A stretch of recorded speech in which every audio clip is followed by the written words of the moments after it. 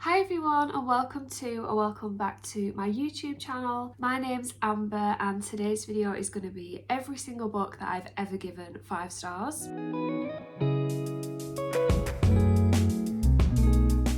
So this is going to be a long video because it is every book that I've ever given 5 stars since I started tracking my reading back in 2012. So ever since I was about 16 years old, I will be putting in some timestamps so that you can jump around. I will just talk very quickly about what the book is about, why I liked it, and whether I still think it's a 5 star. So the first books that I can ever remember loving as a child, way before I knew anything about a 5-star rating system, were obviously the Harry Potter books. I'm still a massive Harry Potter fan. It's definitely my comfort series. My favourite books in the series are definitely the 3rd and the 4th books. Surprisingly, I actually don't have a full matching set of the Harry Potter books, so I thought I would instead show you my Mina Lima editions, which are absolutely incredible, and I'm so heartbroken that Mina Lima are no longer going to be bringing these out. I've got the first one, the second one, and also the 3rd one. They are absolutely gorgeous and I love them so much. The next books I can see that I gave 5 stars are the first 2 books in the Hunger Games trilogy. I've never reread them, but I would still stand by them, probably wholeheartedly. I definitely would love to reread them at some point. I so vividly remember reading the Hunger Games, absolutely being obsessed with it. I could not put it down. And I don't remember if the second one was better, but I love the second film so much. I do feel like the second film is better than the first film. So yeah, I'm definitely due to read these again as well. Next up, I had a bit of a John Green phase. So the 2 books that I read from him that I gave 5 stars were The Fault in Our Stars and also Looking for Alaska. I actually read The Fault in Our Stars twice. I think I read it while I was at uni as well, and I gave it 5 stars both times. Obviously that one is a romance story about 2 kids who have cancer, and then Looking for Alaska was a little bit more of an edgy one. It was about a manic pixie dream girl called Alaska. I, as a teenage girl, just loved it, but I probably wouldn't give it 5 stars again now. And then I also gave Noughts and Crosses by Mallory Blackman 5 stars. I remember reading this at school, probably in year 10 or 11. This book changed my brain chemistry. This is a young adult novel where white people are called noughts and black people are referred to as crosses. White people in this book are the 2nd class citizen and black people are the ruling class. There are so many interesting conversations about class, about race, about segregation, and I remember this book just shocking me so much with all the different twists that were going on. It's a bit of a love story as well between Callum and Seffi, who one of them is a nought, one of them is a cross, and I just remember loving this series as well. But I think the first book was the only one that I gave a 5 star. Another one that I gave 5 stars, I feel like everyone has given it 5 stars that has read it, is The Book Thief by Marcus Zusak. This is about a girl who's living in Nazi Germany, and I think her family take in a Jew and try and hide him. It's narrated by Death, so it's a very interesting narrative style. It really awakened my love for an omnipresent narrator, and yeah, I just really enjoyed it at the time. Then I entered my YA dystopia era. I will say I probably read Hunger Games around this time as well, but my Goodreads isn't probably date accurate. So definitely because of Hunger Games, I then picked up the Maze Runner series. I remember this book absolutely terrified me at the time. The thought of the creatures outside the wall before we'd even seen them was just so terrifying. I didn't give the other 2 5 stars, but I did give a very short story called Thomas's First Memory of the Flare, which is a 4-page ebook. I gave that 5 stars. I don't have any recollection of that whatsoever, but apparently I absolutely loved it. So that is the Maze Runner series. Then of course I also read Divergent by Veronica Roth. I gave the first book and the second book a 5 star apparently. Allegiant, I remember, very controversial ending. I don't think I loved it as much as the other 2. Then I also read Delirium by Lauren Oliver. So I gave that book and also the 3rd book in that series called Requiem 5 stars. I don't know what went wrong with the second one, but I only gave it a 4. It makes me laugh thinking now about how I just consumed every YA dystopia trilogy that came out, and there were so many of them and I was eating it all up. I just thought they were all so good, but yeah, I don't know how much they'd stand up today. Then I started reading a little bit more darker dystopia sci-fi things. One that I absolutely loved at the time was called Human Point 4 by Mike Lancaster. I remember finding this in my library when I was a teenager. I think most of my teenage reading was books that were at my library in the YA section, so I don't know how popular this one was, but in this book there's basically a guy who says he can hypnotize people. He takes 3 of his friends on stage, tries to hypnotize them in front of the whole town, and then all of a sudden everybody just stops completely. except for the hypnotizer and the 3 people that he's trying to hypnotize. They were trying to figure out whether he'd actually hypnotize like everyone who he didn't mean to hypnotize, but then it becomes a whole lot like darker and sci-fi, and it turns out that humanity have all had this upgrade, and it's all about how they're going to try and survive through this. And I remember just finding it so scary because it was like a alien invasion kind of book, and I'm a huge fan of anything alien invasion. Like War of the Worlds is one of my comfort films, but when I looked on Goodreads it has a really low average rating, so who knows if it was any good. My next 5-star, which was a similar kind of book, was Variant by Robertson Wells. In this book, this guy goes to a school which is very mysterious. It turns out that it's kind of like prison-like, and then there's this big reveal about what's really going on in the school. And again, this one was another like traumatic book for me to read because it was a really dark sci-fi. I mean, it was YA, so it probably wasn't that dark, but me in my innocence, I was really shocked by this book. Objectively, was it any good? I honestly can't remember, but I remember the feeling that it gave me at the time. And then the last series that I gave 5 stars in around 2012 was the Escape from Furnace Penitentiary series, but I gave Lockdown and Solitary 5 stars. I think I gave the rest of the series like a 4-star. This series was about a guy who had basically been framed for murder and locked up in this young offenders institution, which was like underground. It was just the most barbaric prison ever. I recently discovered that this is actually on Goodreads as like a young adult horror, so it was probably my first foray into the horror genre. But basically they were turning all these kids into monsters and pumping them with all sorts, and it's a series about this kid trying to escape. But yeah, that was another dark, twisted YA thing that I was into at the time. So now we're on to the year 2013. So this is the year that I left high school. I started reading a little bit more, not just YA. So the first book that I gave 5 stars in that year was The Boy in the Striped Pyjamas by John Boyne. I feel like I do not remember reading this book whatsoever. I think all I remember is the film, so whether I gave it 5 stars purely because I like enjoyed the film, I don't know. But I do know that this book has had a bit of controversy around it, so yeah, I don't know if I'd like stand by this one. Next up is probably one of my all-time favourites, and it's The Perks of Being a Wallflower by Stephen Chbosky. I'm pretty sure the only reason I read this was because the film was coming out and Emma Watson was in it. Both of them I loved at the time. I've watched Perks of Being a Wallflower multiple times since. I just love the film so much. Don't really remember the book. I feel like the film has kind of taken over that memory for me. I would definitely watch the film if you haven't seen it. Next up, I'm actually kind of surprised I read this when I was at college, but it was the Unbecoming of Mara Dyer series by Michelle Hodkin. Apparently I gave all 3 books 5 stars. I don't really remember it though. I remember it being a little bit of a darker kind of romance story, bit of paranormal in there. I recently saw BooksandLala reread this on her channel because she'd given it 5 stars back in the day. Some of the things that she was talking about, I definitely wouldn't like that now. So I am kind of surprised that I gave the whole series 5 stars then. But yeah, I did, and I definitely remember being absolutely in love with the love interest in this book. I think he was called Noah. I was just obsessed. Next up, I gave The Husband's Secret by Leanne Moriarty 5 stars. Again, don't really remember this. It was probably my first ever like adult thriller-ish, although it's probably more literary. Do I remember it? No. Would I recommend it as like a 5-star? Probably not.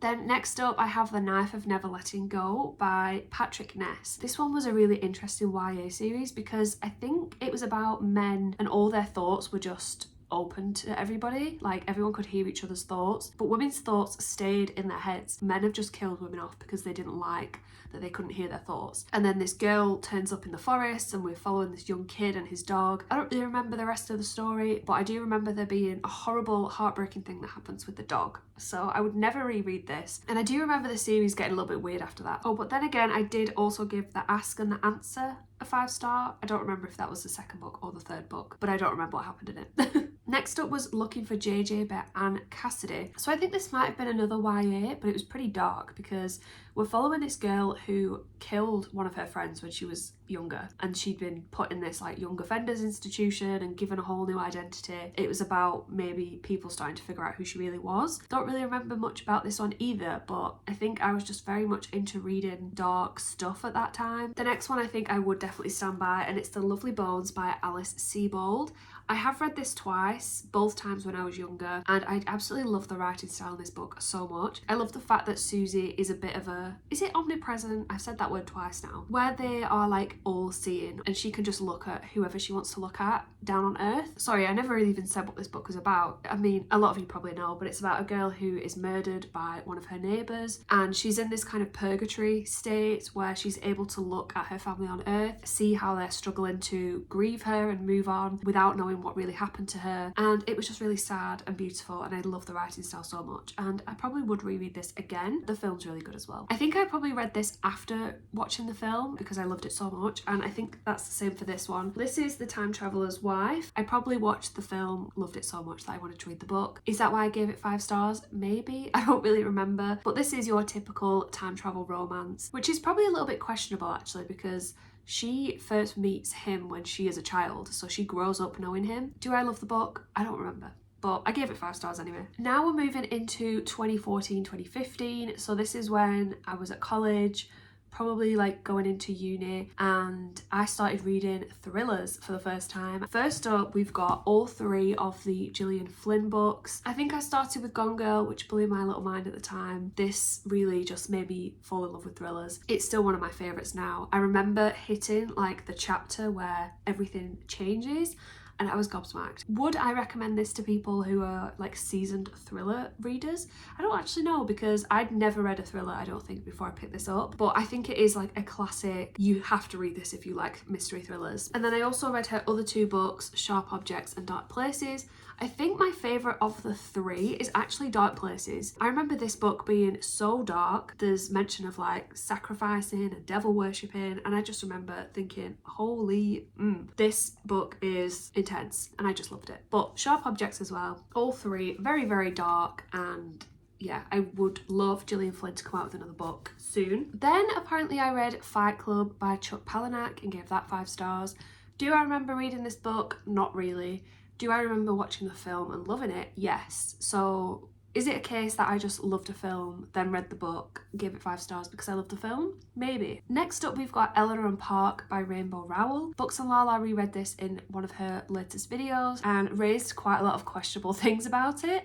So would I stand by this one? I don't know now. I think I just loved it at the time because I probably shipped them together. Probably had no other thoughts or critical thinking at the time. So yeah, don't know if I'd stand by this one. Randomly, I then gave the 3rd book in the Legend series by Mary Lou 5 star. This one was called Champion. I do not remember this series whatsoever, but apparently I was still in my YA dystopia trilogy phase. Cannot comment on this book any further. And then another thriller is I Let You Go by Claire McIntosh. This again, it's an early thriller that I read, but at the time this book had the biggest plot twist that I'd ever experienced. I do still think that the plot twist is really good. This is quite a dark book about a woman who's running away, and there's like an abusive ex-partner involved. This was a really great book at the time. Now we're moving into 2016. So this is the year that I was at uni, and I didn't really read anything, to be honest, because my life then, I was just going out constantly and reading for uni. So I didn't read basically anything for fun except for Karen Slaughter books. So I read Pretty Girls for the first time, and this book is just perfection for me. I recently reread this in, I think, 2023. I gave it 5 stars again. It is just my favourite thriller of all time. It's about 2 sisters. They're not really that close because they're still grieving their sister who went missing years before, and then one of the sisters' husbands dies at the start of the book, so they all kind of come together, and then she starts finding out some very messed up things about her husband. This book is so dark, so disturbing, so messed up, and I remember crying in my uni room because it's just so sad. You're also getting chapters from sister's dad's perspective, and they just stab me in the heart every time. I think all these blue tabs might be times that I cried, so there's quite a few. Yeah, definitely one of my favourites of all time. And then a couple of other Karen Slaughter books that I gave 5 stars this year were Blindsighted and Skin Privilege. So these are from the Grant County series. The series is a 5 star as a whole for me, but the first book and the last book are definitely standouts. In this series, we're following this guy called Jeffrey, who's the town sheriff, and also his ex, who is the town pathologist, I think. So she does all of the like post-mortems. So it's a little bit of like a second chance romance as well, and it was just perfect. And then I also gave Genesis, which is the third book in the Will Trent series, 5 stars. I'm not a huge fan of the Will Trent series. I think I've read the first 5, but for me they just don't compare to the Grant County series. Apparently I gave the third one a 5 star, and I don't know if I'll continue with that. Maybe I will one day. And then we've got a bit of a gap. So in the years 2017 and 2018, I basically read nothing, or if I did read stuff, it just wasn't good. And I rediscovered reading in 2019. So the first one that I gave 5 stars after this period of time was My Absolute Darling by Gabriel Talent. This book, massive trigger warnings for this, it's very disturbing, but basically it's a coming of age story about this girl who's been isolated. She loves nature, and it's got some really beautiful nature writing, and it almost becomes a little bit thrillery towards the end. Yeah, I just loved it so much, but I don't know if I could stomach rereading it now because yeah, it is a lot. The next 5 star was The Fifth Season by N.K. Jemisin. So I did reread this one a couple of years ago, and it still stands up. My copy is a tiny bit battered now, it's all like coming apart, but look at all these tabs. I just had the best time rereading this. This is a really great fantasy series. It's got tons of diversity in there. The characters, the world building, it's all really fleshed out, and the writing is just superb. And I thought I would just sneak this one in here because I did read it for the first time in 2019. I think I gave it 4 stars, but then I reread it and gave it 5 stars. The last one in the series wasn't as good for me, but I would still massively recommend the series as a whole. The next one I think was a recommendation from Mac back in the day, and it's Shutter Island by Dennis Lehane. He knows that I love a twisty thriller, and this is very, very twisty. I just remember loving this book. It was a really fast-paced mystery. It's definitely very twisty, and yeah, I just love the ending. And then the next one, would I give this a 5 star now? I don't know. But this was another recommendation by Mac because at the time this was one of his favourite books. It's Devil in the Flesh by Raymond Radigue. This is not really like something that I would read typically, but it's a romance between this kind of young guy and this woman who is married, but I think her husband has gone off maybe fighting or something, and it's about their like forbidden romance. There were some parts of this book that I found very questionable, so I don't know if I'd give it 5 stars necessarily again, but I do remember being on holiday with Mac and absolutely sobbing my heart out in the hotel bar reading this book. It's just very tragic, it's very sad, and I feel like if a book's going to make me sob, I automatically give it a 5 star. So if you want something that's going to make you cry, maybe you could consider this one. Now we're moving into 2020. I'm pretty sure 2020 was the year that COVID started. Unfortunately for me, I had to work the whole time, even though my job basically was like massively reduced because of COVID. The workload that came into me was like ridiculously low. So for most of the time I was driving to work to just read. They wouldn't let us work from home. It was very miserable, but I would literally just sit at my desk and read because there was nothing else to do. That is how I ended up reading quite a lot of these books. The first one that I gave 5 stars that year was I'm Thinking of Ending Things by Ian Reid, and this book, this book just like changed something in me. This is a horror book that I listened to on audio. It genuinely freaked the hell out of me. I was listening to it on my own at work, and I felt that somebody was watching me the whole time. It was terrifying. In this book, we're following this woman who's basically fed up with her boyfriend. They're going on this road trip to see his family, but she's kind of made the decision that she wants to end things with him. It all gets very weird, and it all comes together so perfectly. When you reread some of the chapters after you finished, you read them in a completely different light, and I just thought it was so clever. Then I gave The Book of Night Women by Marlon James 5 stars. This is another very dark, disturbing book. We're basically following this girl called Lilith, who is living as a slave on a plantation. It took me a while to get my head around because it is written in Jamaican pathos, so it has this kind of colloquial feel to it where it's written exactly how things would be said, even though it doesn't read as like a complete proper sentence, if that makes sense. I absolutely loved the main character in this book. I was rooting for her the whole time. She does some very questionable things, some awful things happen to her. I'd never read anything like this before, so I just thought it was really special. Next up, we've got Normal People by Sally Rooney. Oh, I love this book. This book is so controversial. People either hate it or love it. I was such a big fan of Marianne and Connell. The TV show does it such justice, and yeah, I just loved it. I think I read this at the same time as my friend, and we were both just obsessed with Connell. Sorry. I'm yet to read another Sally Rooney that I love as much as this, and I don't know if I will because it feels like she's taking a little bit of a different direction with her writing, which is fine. The whole miscommunication, it didn't even bother me because I was just yearning for them so badly. So yeah, I love this. And then because I'd loved Shutter Island so much, I then read Mystic River by Dennis Lehane and I loved it even more. It's a book that I think made me cry, or it just made me so emotional at least. We're following a group of guys who were friends as children, but one of them went missing and something really awful happened to him. They've all grown up now and they don't really talk very much, but one of them is like a police officer, one of them is a criminal, but I think one of the guys' daughters or sons, something happens to them, some tragic event brings them all together, and oh, the way that it ended was just so sad. The actual like mystery of it all wasn't what was like keeping me invested, it was the characters. Like, I just loved it. And then next up I read The Nightingale by Kristen Hanna. This is another kind of World War II book. We're following two sisters, I think in France, and it's how they are dealing very differently with what's happening. One of them wants to just like keep her head down and just get on with it quietly, and the other one wants to like start a revolution. So it's about their relationship, it's about the war and what happens with them. This is another one that I'm pretty sure I was reading at work and I was crying at the end of the book at work at my desk. The next one is probably a little bit controversial, but it was Forbidden by Tabitha Suzuma. This book absolutely destroyed me emotionally. It is weird because it's a very forbidden romance between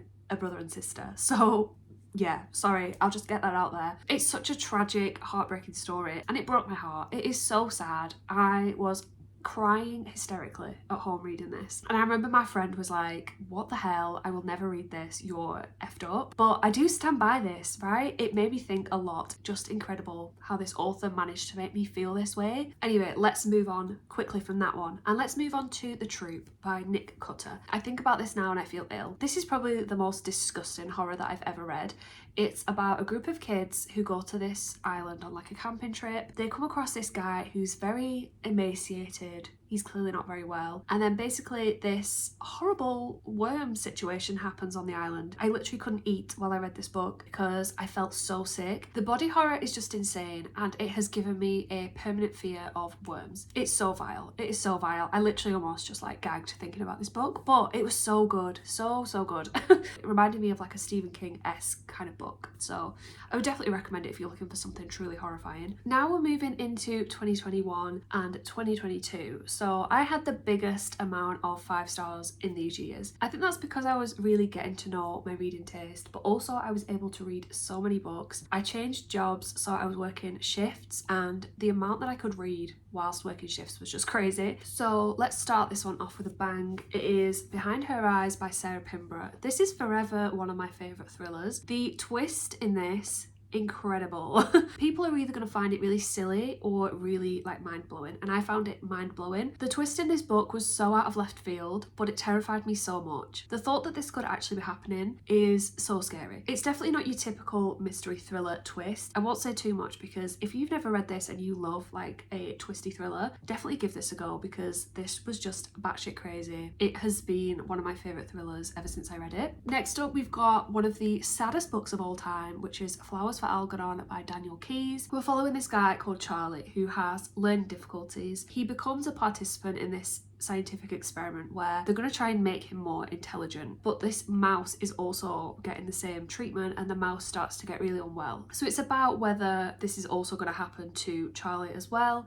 And the ending of this book made me sob so much. Oh, it was just so sad, very thought-provoking, and I definitely want to reread this someday. Another thriller, this is The Memory Wood by Sam Lloyd. This is like a cat and mouse kidnap type of story. I just remember thinking that the writing in this book was really, really good. And for the last half of the book, I literally couldn't put it down because it was so fast-paced, so exciting, and I'm not really a big fan of your cat and mouse book typically, but this one really worked for me. So if you're into that kind of thriller and you've never read this, then I would definitely recommend it. Then I started reading quite a lot of YA thrillers. One of them that I read was Sadie by Courtney Summers. This is about a girl called Sadie. Something happened to her younger sister and she's basically on a bit of a revenge mission. It had a lot of dark stuff in it. It had a really great ending, which was pretty sad. There's also a podcast element as well. Yeah, I really did love this one at the time. And then next up was Dangerous Girls by Abigail Haas. This book had such an emotional impact on me. It was so good. In this book, we're following a group of friends who are on this trip trip together. I think it's like a finishing school trip, and one of the girls in this friendship group gets murdered. Our main character is basically accused of being the person who's done it. So we're following her as she's going through like the criminal justice process, the experience of like the media hounding her, but we're also getting flashbacks to their like earlier relationship and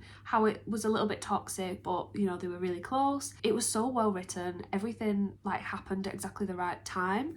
And then the twist in the end really got me. I was absolutely fuming in the best way because I knew that I was so invested in these characters to be this pissed off about what was going on. This one is one of my favourite YA thrillers of all time. Next up was Expectation by Anne Hope. I remember reading this on my phone. Literally, how did I get a 5-star book from reading a book on my phone? I don't know. But I later found this one in a charity shop, so I had to get it. This is a literary fiction book about 3 friends who were at university together, and then we're following them years later, and they're all in very different stages of life than they thought they'd be at. It's just about growing up and feeling like you're not good enough, and it follows their very complicated relationships and what's going on in their lives. And I don't really know why this one was 5-star in particular, but I just remember loving the writing. I couldn't stop reading it. I was so interested in what was going to happen. Yeah, I just really enjoyed it, so it got a 5-star. Then I read Black Leopard Red Wolf by Marlon James, which is a very weird fantasy book, but it's basically inspired by like African mythology. So we're following this guy called Tracker who has a special talent for sniffing out certain people, certain things, and he joins a quest of bizarre characters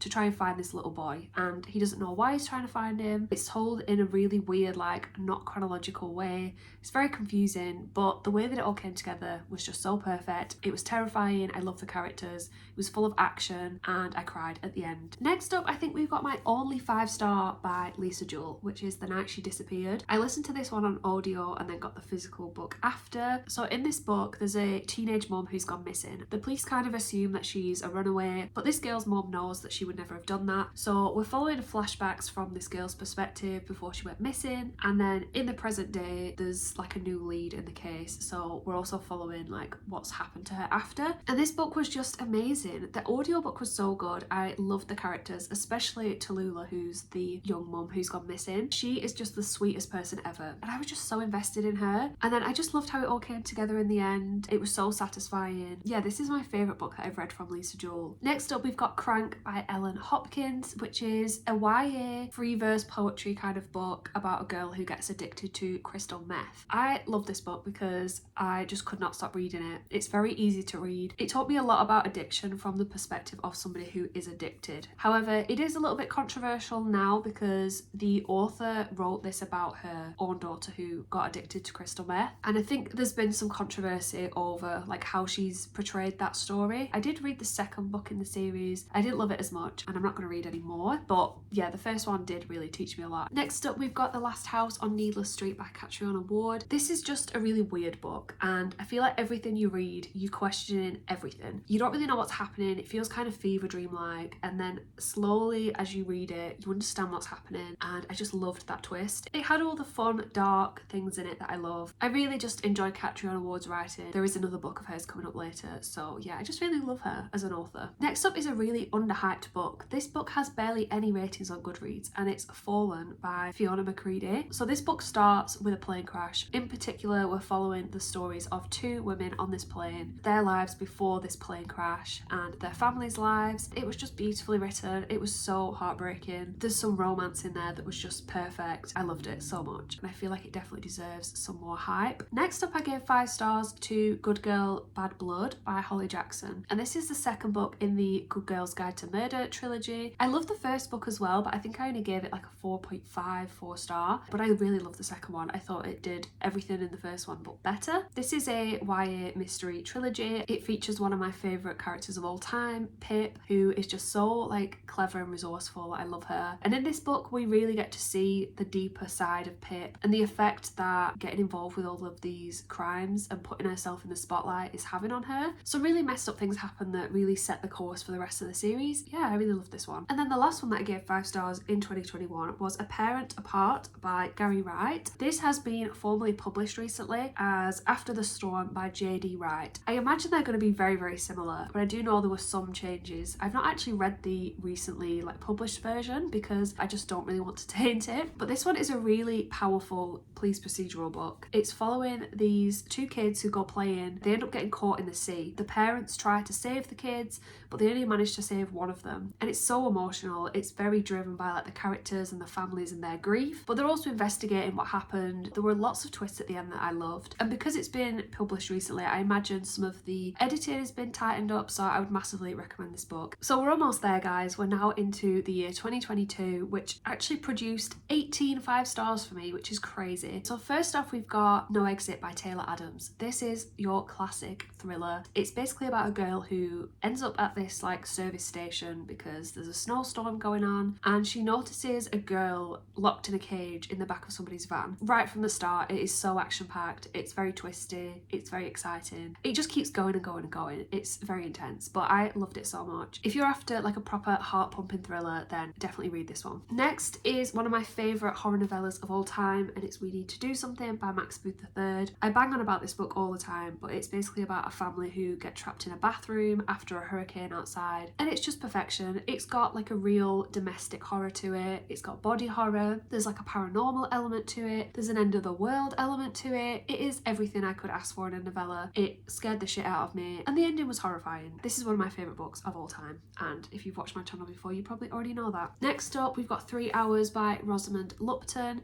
This is a story about a school in the UK which is under siege by somebody with guns. It's very upsetting, it's very emotional, as you can imagine. We're following loads of different perspectives from people in the school, people outside the school, people that are coming together to try and stop what's happening. This is back when I started doing like really pathetic little tabs, so I did tab some of it, but you literally can't see any of it. I just thought this had really beautiful writing, and it handled the subject in a very sensitive way, and it's one of my favourite more literary thrillers. Next up, we've got our second Claire Mackintosh book on the list, and this one is Hostage. In this book, we're following an air hostess, I think. Her family have been held hostage, and they're gonna die if she doesn't find a way to crash the plane. I think we're following her husband, who's still on the ground. We're also following perspectives from different passengers. It's a very interesting like moral dilemma situation, because are you gonna sacrifice all the people on this plane to save your family? So it was just a really interesting thriller. Obviously this was the year of the thriller because I was just absolutely loving them. Next up, we've got The Devil All the Time by Donald Ray Pollock. This is one of my favourite books of all time, and I told my dad to read it. It's one of his favourite books as well. This book is basically set in America. It's very gritty and disturbing. We're following a bunch of just wacky, bizarre characters who just get up to some really awful things. I just found the whole thing so interesting, so fascinating, and I love the way that it all came together in the end. I absolutely love this one. Next up, we have Severance by Ling Ma. This one, I wasn't sure if it was a 5-star at the time, but then it definitely was. This book is set during a pandemic of sorts, and we're following this character called Candice, who basically carries on working throughout it as if nothing's happening. It's just a lot of social commentary about capitalism, the fact that people would carry on in this situation. I mean, I read this so close after COVID, and it was just so interesting to see like the reality of what actually happened during COVID, and this was written before that. It has lots of commentary about race because Candice is a Chinese American. She's never really felt at home in China or America. It just talks a lot about lots of different things whilst being set against this like pandemic situation. This one just really stuck with me, and I remember listening to like an hour-long podcast of people talking about it, and it just had this like weird hold on me. Back to the thrillers. Next we have The One by John Mars, and I also gave, which one was it? What Lies Between Us, a 5-star as well. This is like a sci-fi thriller set in a world where people are matched by their DNA so they can find their like true love. We're following loads of different characters who go through this process. Just exploring this like dystopian world and what it would actually be like was just fascinating. It was really fast-paced. Lots of the chapters had like cliffhanger endings. I was just obsessed. And then What Lies Between Us was my favourite of the two, actually. This one was about a mother and daughter who had this very, very messed up relationship where the daughter was keeping the mother prisoner in the house. You're following loads of different flashbacks as to why that is, and it just goes off the rails. It is crazy. I could not stop reading it. I just love John Mars. I really need to read more of his books. Next up is more of a literary book, and this one is Night Shift by Keir Ladner. I picked this one up because I was working night shifts at the time, basically, and it's about this woman who becomes obsessed with somebody else. This person starts working night shifts, so she decides, actually, I need to start working the night shift too, so that I can still be around this person. And it really just explores this toxic female relationship between these two women. It also looks at the effects of working nights and how you're so like disconnected from the real world. It's set during the 90s in London. It's got this interesting like party vibe to it where they're just like young in their 20s, living life. It was just very captivating, and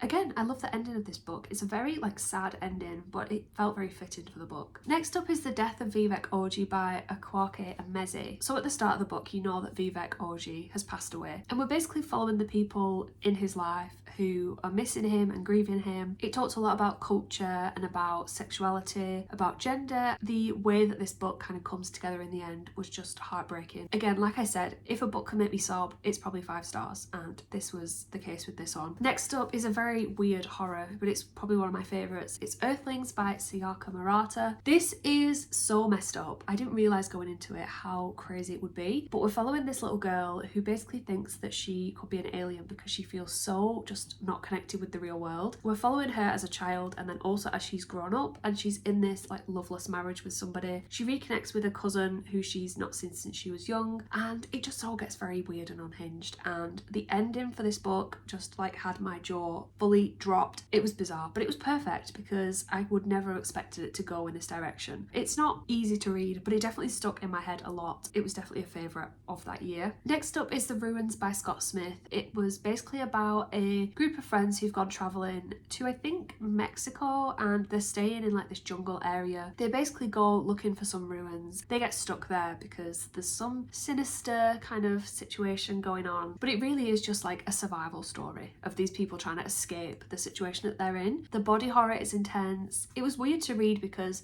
it almost felt kind of slow paced and the chapters are super long. I didn't actually mind that in this scenario because it kind of matched what the characters were going through in the book, but I just loved the writing. I loved the direction that it went. Yeah, it was just a whole lot of fun. Next up is probably one of my favourite books of all time, and I really need to reread it. This is Notes on an Execution by Daniel Kafka. This is a book about a guy who's on death row, and we are following his story on the last day of his life, but we're mainly following, I think it's 3 women who were somewhat connected to him. We're learning about his life through them and learning about the impact of what he's done. This book really changed my whole perspective on true crime. It really just made me like rethink my whole mindset on that. It really focuses on the victims and it just goes into so much depth about that topic, but it's also got such beautiful writing and it made me cry and I loved it. Next we've got Crossroads by Laurel Hightower, which is a horror novella about a woman whose son has recently been killed. One day she goes to the site where he died and she accidentally leaves a drop of blood on the site, and then later that night she sees what she thinks is her son kind of come back to life. It progressively just gets more like sad and dark and emotional from there. It's such a good grief horror. It's so tiny, but it gets this story across in like just over 100 pages. It was just perfect. I love a good horror novella. Speaking of horror novellas, or maybe it's more thriller, I can't remember. This one is called The Test by Sylvain Nouveau. This one is kind of a dystopia book. It feels like a Black Mirror episode. It's about this guy who goes to do a British citizenship test, but things slowly become more like horrific. And it was really sad, but it was so impactful. It had a lot of commentary in there about citizenship and about how we deal with that. But yeah, like I said, it felt massively like a Black Mirror episode. We're almost at the end of 2022. So this is Come Closer by Sarah Grant. This is another horror novella, and this is about a girl who thinks that she's been possessed. And we're following her as she slowly becomes more and more unhinged as the book goes on. I read it literally in like one sitting, I think, because I was so hooked. The writing just really stood out to me as something that proper gelled with me. And then the last one that I read this year was 84 Charing Cross Road by Helen Hanff. I didn't actually realise that this is a true story. So it's about this woman in America who was writing letters to a bookshop in London. And it's just their letters back and forth to each other as she starts buying books from them, and they slowly form this relationship over the years. And it's so sad and heartbreaking, but it's so beautiful. It really just made me love books and know that people can connect over books. I loved it even before I knew that it was real. And as soon as it showed like a picture of one of them, I started crying because I was like, oh my god, this was real. It was just a beautiful story. Very like heartwarming, but also sad. Okay, we're in the final 14. So this is all the books that I gave 5-star in 2023 and 2024. So you might have heard me talk about these books fairly recently, and I am getting a very sore throat, so I will whiz through them. First up, we've got got The Appeal by Janice Hallett. I've definitely talked about this one recently. This is one of my favourite mixed media murder mysteries that I've ever read. It's basically about this tiny village in England. It's an amateur dramatic society, so they're putting on these plays, and it's basically a bunch of emails and texts between various people in this group. When you're reading it, it's as if you are like a lawyer's student who's trying to work out this case. I don't think it's possible for you to kind of work out what's going on, but I was just so interested in this story. It's told in a very interesting way. I loved the humour in here. It's very British. Yeah, it was just a great mixed media mystery. So if you're into that, this is like a go-to for you. Next up is the first non-fiction on this list, and I think the last actually, Jeanette McCurdy's memoir, I'm Glad My Mum Died. This was just an outstanding memoir. Jeanette McCurdy was a child star, mainly on Nickelodeon. This just tells the story of her toxic relationship with her mother. She went through a lot of struggles, especially to do with eating disorders, but this memoir just does not hold back whatsoever. There's so much detail in it. It really is like a tell-all story. It felt so vulnerable. I felt so like honoured to be able to listen to this because she really does just not hold back at all. It has a lot to say about celebrity culture and the whole child stardom thing. It was just fascinating, so I would highly recommend this, especially the audio, because she does narrate it herself. Next up is one of my favourites of all time. This is True Crime Story by Joseph Knox. This is about a girl who's at Manchester University. She goes missing. We've got a character called Joseph Knox who's trying to interview all the people that were involved in her life at the time to try and figure out what happened to her, and it's written in like a mixed media style where we've got interview transcripts, notes from the author, and I just loved the way that it all came together. I was frantically writing notes because I really wanted to work this out. I actually did work it out like at the perfect time, like just before it was going to be revealed. Loved it. It was just like the most fun I've ever had reading. It really scared me as well. Like, it was pretty creepy. It had a really good atmosphere of university. It made me just feel nostalgic for it. It was just a perfectly done mixed media mystery. Next up, we've got something a little bit more harrowing, and this is My Dark Vanessa by Kate Elizabeth Russell. This book put me in like the biggest reading hangover ever because it was just so dark and hard-hitting. In this book, we're following Vanessa, who was in a relationship with her teacher back when she was a student. We're following Vanessa back when she was 15 and like seeing how this all started, but also when she's in her 30s, and it's come to light that potentially other students had been abused by him. And it's about her kind of coming to realise that what happened to her was abuse, because all throughout her life to that point, she'd always seen their relationship as romantic and consensual. She'd always been quite supportive of him, even when these other people came out and said that he was abusive. She did not resonate with that at all. It's very emotional, and like I said, I finished it. I literally couldn't read anything for a few days after because I just couldn't stop thinking about this book. It is so well done. It's handled so sensitively, and I just thought it was a really beautiful book. Next up, we've got Project Hail Mary by Andy Weir. So this book, oh, it was just lovely. It's about this guy who's in space. He wakes up, he doesn't know why he's there. He's all alone, basically. He's trying to figure out what he's doing there and how he's going to get back home. He then comes across something in the universe. I don't want to go too far into it, and it's just about this like amazing friendship. It's such a sweet story. I was so attached to these characters. I cried near the end. I thought the ending was perfection, and I actually loved all the science in this. It is quite sciencey. He has to explain quite a lot of it, but I think he did it in a really interesting and fun way. But I thought the whole mystery of why he was there was really interesting. So I just thought it was really fun, and the audiobook especially was really interesting, particularly because of this spoilery thing. Next up, we've got the other Catch Your Award book that I mentioned. This is Looking Glass Sound. Initially, I didn't love this, and then it became like a mind-blowing 5-star for me. So in this book, we start with a group of friends who meet one summer, and they basically just spend all their time at the beach, and it's like a coming-of-age story. I feel like I have to read a little bit from the blurb because it's very hard to explain what's going on in this book. But our main character has basically written a memoir, and his friend, one that he meets during this summer, ends up stealing it and publishing it as a novel, which he definitely did not want to happen. And I don't want to say too much more than that, other than this book gets really, really weird. There are also these weird little chapters that you don't really know what's happening when you read them, but then at the end it all comes together, and it's just so clever. I feel like Catriona Ward is such a clever writer, and I read about 75% of this book in one day because I was so fascinated, and it had this really creepy vibe to it that I just loved. The last one for 2023 was Migrations by Charlotte McConney, which is about I want to say like an explorer, and she goes on this trip to follow these specific types of birds on their migration. It's like a found family story. It has obviously a lot of like nature elements to it, but then we're also seeing flashbacks, and the way that it ended was just so beautiful. I just cried, and yeah, it just really made me feel very inspired to get out into the world and see the world.